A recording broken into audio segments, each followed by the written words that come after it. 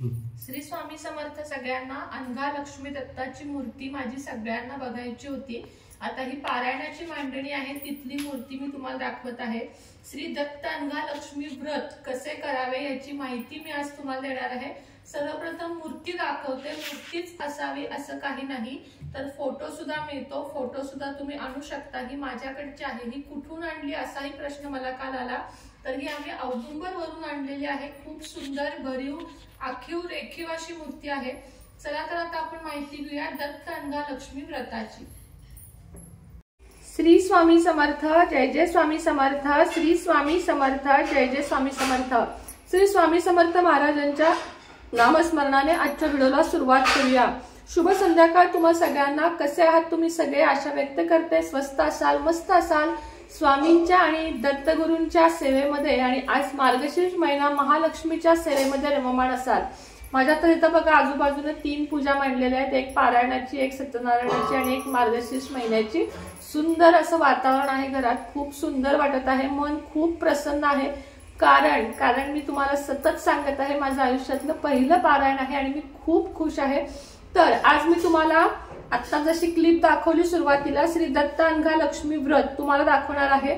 तर ही त्यांची अशी मूर्ती असते बघा, जशी आमच्याकडे आहे सेम, आणि हे त्याचा जो ग्रंथ आहे तो असा असतो। आता या ग्रंथाचे प्रकाशक मी तुम्हाला सांगते, अनघा अष्टमी व्रत श्रीपाद श्री वल्लभ स्वामींनी विशेष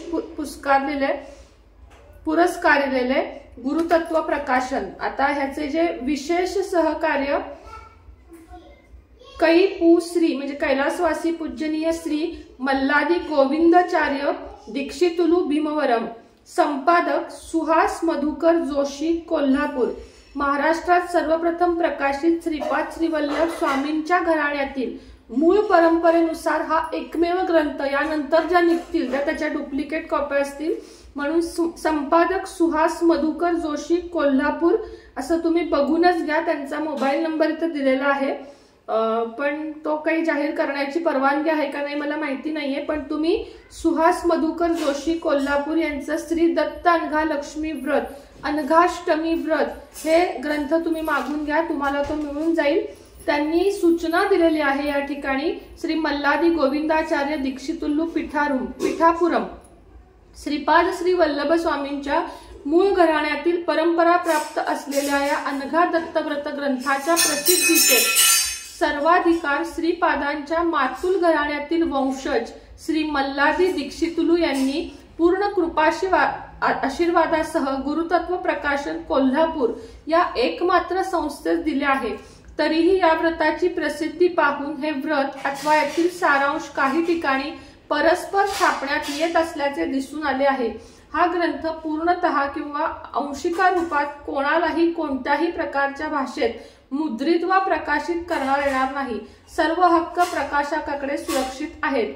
आता याचं सेवा मूल्य फक्त 30 रुपये आहे।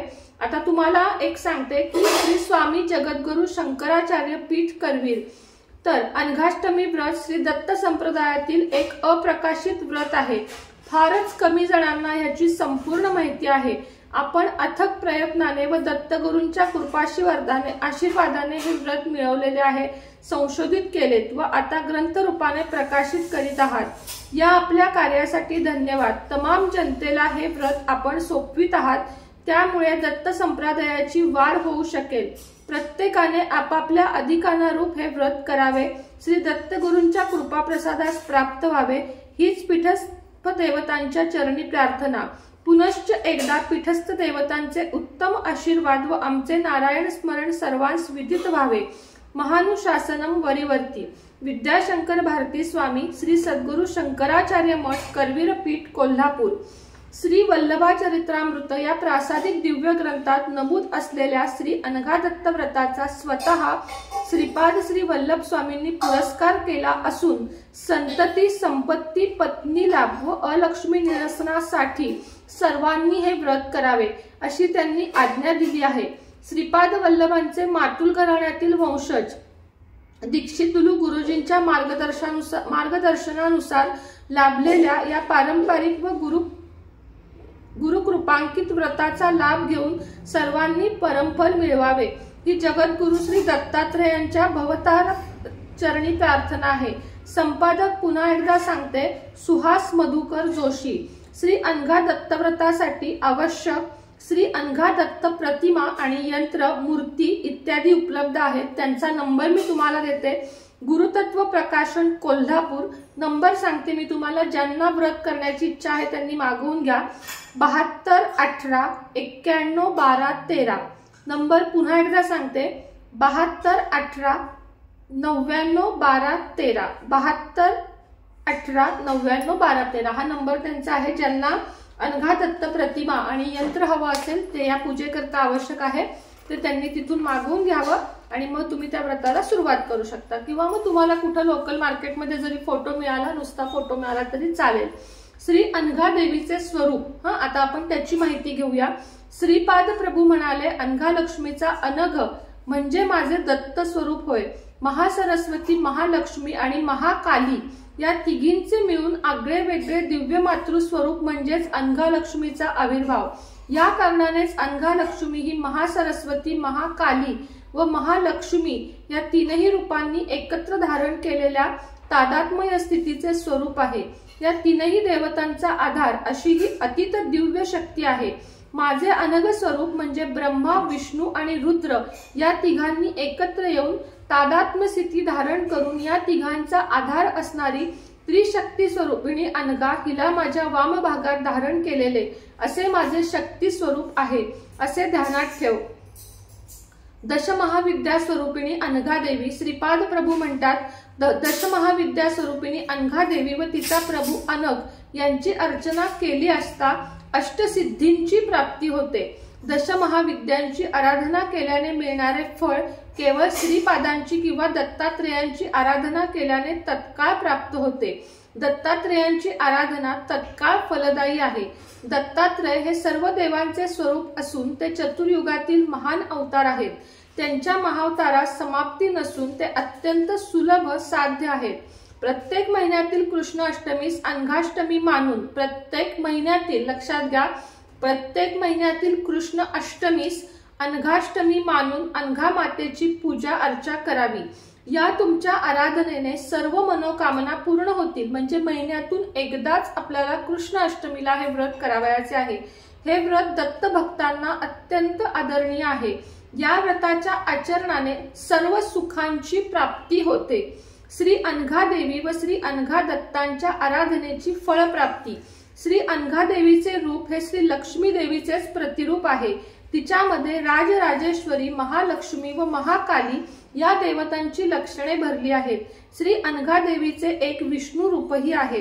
त्याच्यात परमेश्वराची, दत्तात्रेयांची लक्षणे परिपूर्ण भरलेली आहेत। यामुळेच अनघा देवीच्या आराधना समवेत विष्णू रूप अनघाची आराधना केल्यास सर्व कर्म फळप्राप्ती होते। आता माहिती घेऊया व्रत केव्हा आणि कोणी करावे। मार्गशीर्ष व माघ कृष्ण अष्टमीस तसेच प्रत्येक महिन्याच्या कृष्णाष्टमीस, एखादे वेळी अशक्य झाल्यास शुद्धाष्टमीस अनघाष्टमी मानून लहान थोर स्त्री पुरुषांनी, सपत्निकांनी शक्यतो पत्नीसह सकाळी हे व्रत करावे। मात्र आता नाही जमलं तर दोघांच्या एकेकानं केलं तरी चालेल। शक्य नसल्यास सायंकाळी स्नान करून व्रताच्या दिवशी उपवास करावा। दिवसभर केवळ फलाहार अथवा उपवासाचे पदार्थ खावे। सायंकाळी आरतीनंतर भोजन करावे।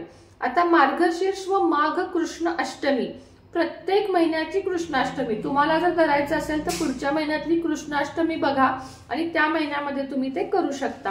हे व्रत का करावे? ही अष्टमी अघ म्हणजे पाप नाहीसे करते। त्यामुळे हे व्रत करणाऱ्याचे पाप निरसन व दारिद्र्य नाश होऊन त्याला देवी संपत्ती, अष्टैश्वर लाभ व सर्व सुख प्राप्ती होते। सर्व पुण्य कर्म फळांची प्राप्ती होते। मनोकामना पूर्ती व निर्मल कीर्ती लाभ होतो। सर्व रोग निरसन होऊन 7 जन्म आरोग्य लाभ होतो। कुमारिकांना सद्गुण वर प्राप्ती व सर्वत्र निर्मल यश लाभ होतो। स्त्रियांना सौभाग्य लाभ होऊन त्यांची कुटुंब संतती वाढते। तसेच गृह कलह निवृत्ती होऊन सुख शांती लाभते। सर्वत्र कल्याण होऊन श्री अनघा माता व श्री दत्तात्रेयांचा अनुग्रह होऊन अंती मोक्ष लाभ होतो। व्रताची मांडणी ती पण तुम्हाला सांगते। घराची स्वच्छता करून सकाळचे सगळे विधी उरकून यानंतर स्नान करून नित्यकर्म झाल्यानंतर देवासमोर अथवा शुद्ध स्थानी चौरंग अथवा पाटावर वस्त्र घालावे, त्याभोवती रांगोळी काढावी, त्यावर मध्यभागी 1 मूठ तांदूळ घालून पूर्वेपासून 8 दिशेस असे 1 मूठ तांदूळ घालावे, पूर्व दिशेपासून 8 दिशेस 1 मूठ असे तांदूळ घालावे। त्यानंतर मध्यभागी शुद्ध पाण्याने भरलेला कलश ठेवून त्याला 5 हळदी कुंकवाची बोटे ओढावीत, त्यामध्ये गंध, अक्षता, फूल, सुपारी, नाणे आणि आंब्याचा डहाळा घालावा, त्यावर तांदळाने भरलेले तामण ठेवून त्यात अनघा दत्तमूर्ती ठेवावी। या दत्तपीठाच्या डावीकडे म्हणजे आपल्या उजव्या हातास चौरंगावर 1 मूठ तांदूळ घालून त्यावर गणपतीची सुपारी, समोर 5 विडे, 2 पाने, 1 नाणे, 1 सुपारी म्हणजे 1 विडा, केळ, फळ इत्यादी मांडावे। तसेच गूळ, साखर वर 2 नारळ ठेवावे। व्रतसूत्र श्री अनघा दत्तात्रेयांच्या मूर्तीजवळ लाल दोरा व्रतसूत्र ठेवावा। व्रत समाप्तीनंतर तो पुरुषांनी उजव्या मनगटात तर स्त्रियांनी डाव्या मनगटात बांधावा। आपल्या सगळे सोयऱ्यांनाही व्रतसूत्र द्यावयाचे असल्यास तितके दोरे ठेवावेत। व्रत झाल्यानंतर स्वीकारणाऱ्यांनी हे व्रतसूत्र प्रसाद म्हणून अन्यथा स्वतःच व्रतारंभ करण्यास अनुमती व परंपरा स्वरूपात व्रतसूत्र स्वीकारावे। स्वतःच्या घरी हे व्रत आरंभावे व इतरांनाही आपल्या व्रताचे सूत्र द्यावे। पुढील अनघा अष्टमी पूजेवेळी पहिल्या पूजेचे सूत्र काढून निर्माल्यात विसर्जित करावे। व्रतपूजा यानंतर शास्त्रविधानानुसार मध्यभागी ताम्हणातील मूर्तीवर श्री अनघा दत्तांचे आवाहन करावे। कलशाभोवती 8 दिशेस ठेवलेल्या तांदळाच्या पूजांवर आणि मादी अष्टसिद्धी स्वरूप अष्टदत्त पुत्रांचे आवाहन करावे। यानंतर श्री अनघा लक्ष्मी सहित श्री अनघा दत्तात्रय नमः या मंत्राने श्री अनघा दत्त आणि मादी दत्तपुत्र व व्रतसूत्र इत्यादी देवतांचे यथाविधी पूजन करावे व श्री दत्तदेवास तुलसी पत्राने व श्री अनघा मातेस कुंकवाने शतनामार्चन करावे। नैवेद्यास फळे, बोरे, शिरा आणि महानैवेद्य करावा। शक्य नसल्यास शिरा अथवा गुळाच्या खड्याचा नैवेद्य दाखवावा। तसेच 11 गृहस्थांना भोजन अथवा एका गृहस्थास शिधा सामुग्री द्यावी किंवा 1 मूठ तांदूळ आणि गुळाचा खडा देवासमोर ठेवून ते नंतर योग्य व्यक्तीस द्यावे। यानंतर आपली मनोकामना श्री अनघा दत्तांस सांगून दुःख निवारणासाठी प्रार्थना करावी। यानंतर कथा वाचावी। उपस्थितांना नामसंकीर्तनात जागरण करावे। नवमीस सकाळी देवता विसर्जन करून विसर्जन म्हणजे श्री दत्तमूर्ती देवघरात ठेवून निर्माल्य वगैरे पूजावशेष वाहत्या पाण्यात सोडावे।